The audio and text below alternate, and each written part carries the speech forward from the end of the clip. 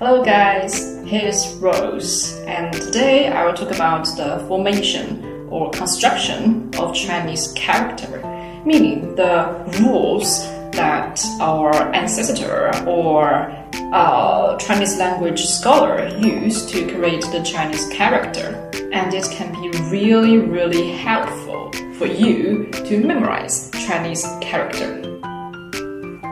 And there are mainly 4 types of Chinese character formation or construction way, but today in this video I'll explain the most commonly used one called 形声字. It writes as 形声字.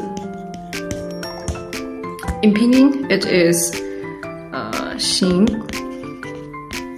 声字. If we take them apart, 形 here simply means shape. 声 means pronunciation.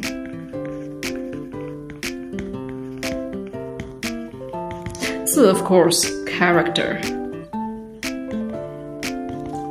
So it refers to a kind of Chinese character that can indicate the shape or meaning and the pronunciation at the same time. And of course, it has theoretical name in language theory, which is a little bit complex, called pictophonetic character.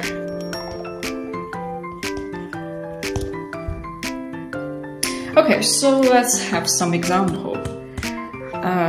We can have character itself.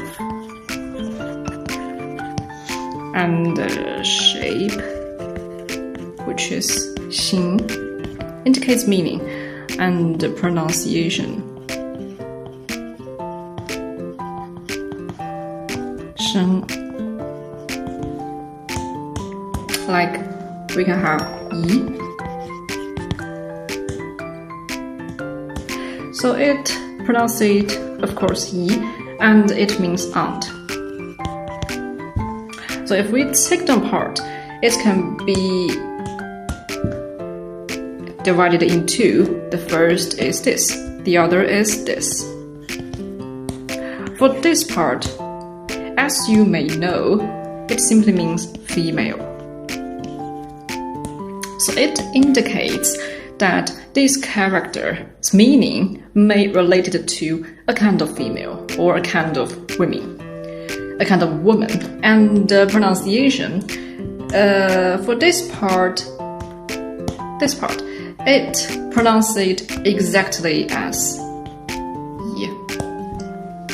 So if you know the rule, even if you count this character for the first time, you can know that the meaning of this character is highly possible related to a kind of women, and also its pronunciation is highly possible to be yi.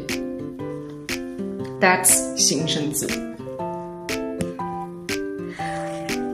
Another good example can be copy and paste. We can have a very similar one called this, yi. Of course, it's still pronounced as yi. However, the second time. However, it does not mean your aunt anymore. It actually refers to an organ in your body, which is called pancreas.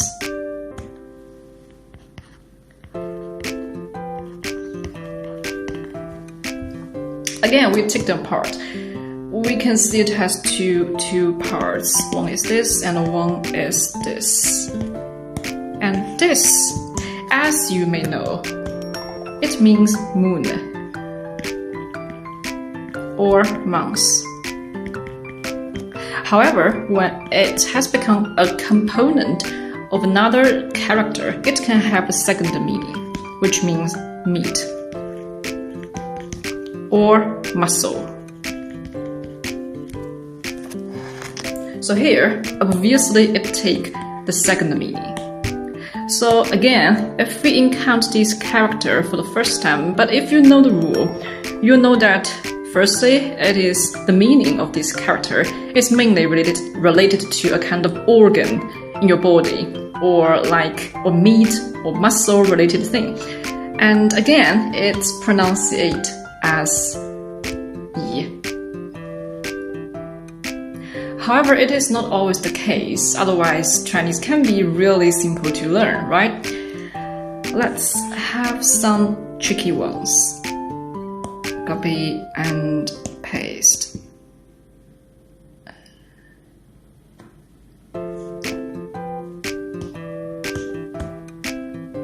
For example, we can have this one. It pronounces it as green gu. It means aunt as well, but majorly for father's side, father's sister.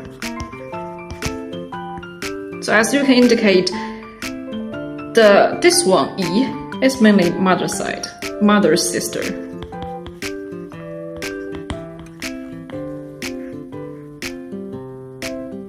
Okay, again we take them apart. It has this one and this one. And as we can know, it refers to a kind of female. However, this part pronounce it as gu. You may find this one and this one, though the spelling in pinyin are exactly the same, but they share the different tone. It has the third tone, but it has the first tone. That is the little tricky part for 形声字. Also, we can have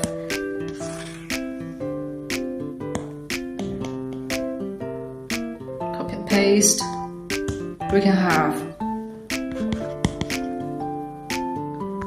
let's have some pink to be clearer. This one, it's pronounced it as miang.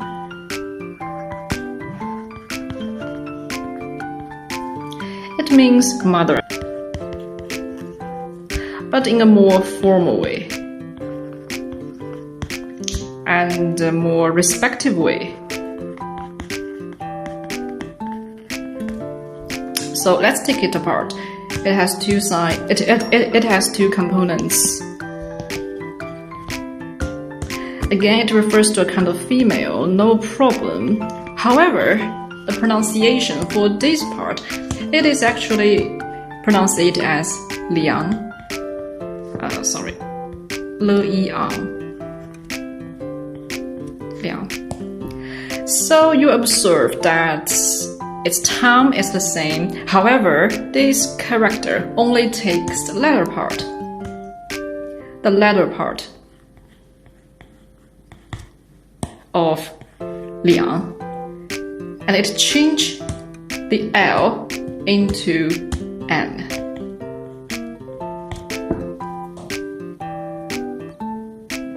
So that's 形声字. So let's have some summary. And 形声字 indicates a kind of Chinese character that can firstly indicate its meaning, of course, by its shape of its component.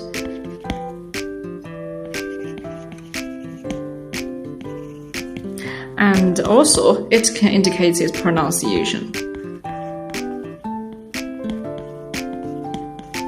However, the tricky point is that the pronunciation of the character may not always the same as the component. It can have some changes. Firstly, it can have different tone, and also the character may only take part of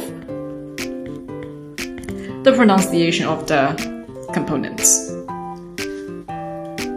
Okay, that's all for today. And for more Chinese character formation or Chinese grammar, please subscribe.